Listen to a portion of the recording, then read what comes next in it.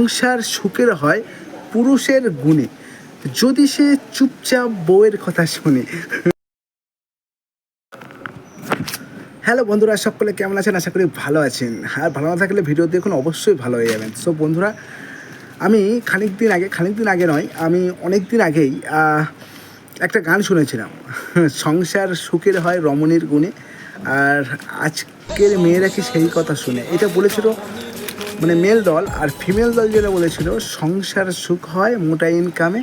আর আজকের পুরুষেরা সে কথা কি জানে। তো যাই হোক, গানটা হয়েছিল, গানটা খুবই সুন্দর গান।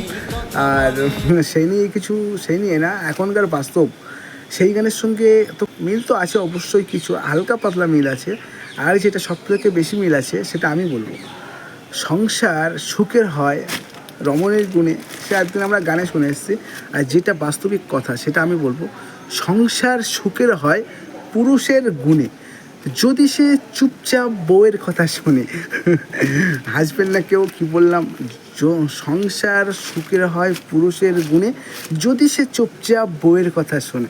সো বন্ধুরা, তোমরা কে কে চুপচাপ বউয়ের কথা শোনো আর সংসার কে কে সুখে আছো, প্লিজ একটু কমেন্টে জানিও। আর যদি ভিডিওটা কেমন লাগে তাও একটু কমেন্টে জানিও।